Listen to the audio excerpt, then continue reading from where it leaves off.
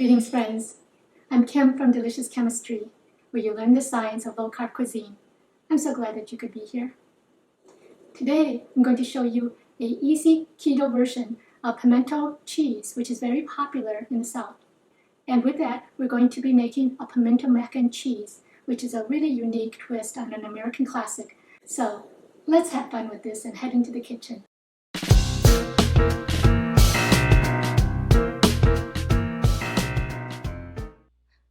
Here are the list of ingredients that you are going to need to make this.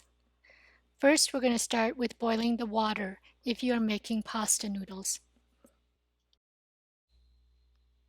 We're going to start with the cream cheese. You will need 4 ounces, which is half a brick. It is much easier to cut it into small cubes if you have it at room temperature. You will want a large bowl to put this in so you can add your other ingredients to it later.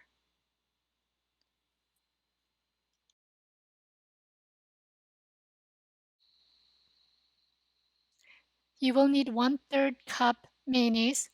I'm using my own homemade 2-minute mayonnaise. The link is above if you'd like to make it. I think it makes a world of difference. Go ahead and add it to your cream cheese mixture. Now you're going to add the pimentos. Make sure you drain them really well.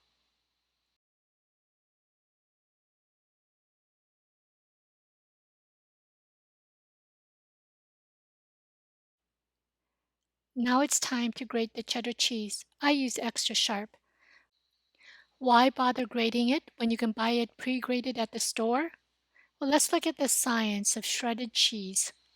Almost all commercial pre-grated cheese contains preservatives like potato starch and natamycin used for anti-clumping purposes.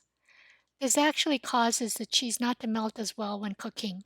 Freshly grated cheese means it will turn out less clumpy and much smoother. It can also cause a strange mouthfeel.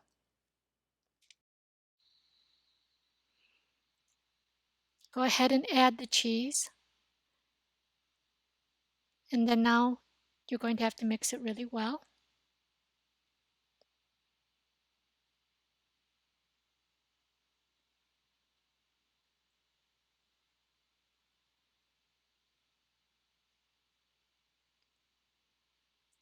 Add the onion powder. And now I actually used a hand mixer because you want the cream cheese to be well incorporated into the mixture. If you're wondering why I only have one beater, it's because my other one broke the other day. But it did the job anyway.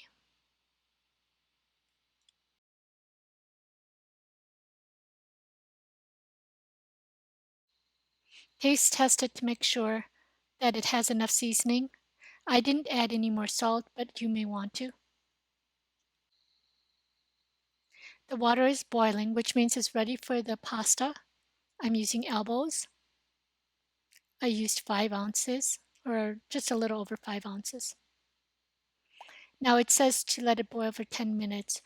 Do not cook it for 10 minutes. It will turn into mush. Check it at 7 minutes. It should be al dente, meaning it's a little bit hard because you're still cooking it. This pasta swells up so much when it boils, more than twice its size. Now add the cheese sauce to the pasta, and this is now off heat. I kept adding it by 1/4 cup just to make sure there was enough sauce and testing it. This pasta has almost the same texture as real pasta but no flavor, so I had to add more sauce than I normally would. If you prefer the stovetop version of mac and cheese, then you're done and ready to eat. If you like a crunchy topping, which I prefer, then take a couple of pork rinds which has 0 carbs and crush them up. This actually replaces the crouton topping, but bread has a lot of carbs. So now put them on top. Spritz it really well with avocado oil and put it under the broiler for a few minutes. But don't walk away, it might burn. And that's what it looks like. This is the oven version of Pimento Mac and Cheese. And this is the stovetop version. Which do you prefer?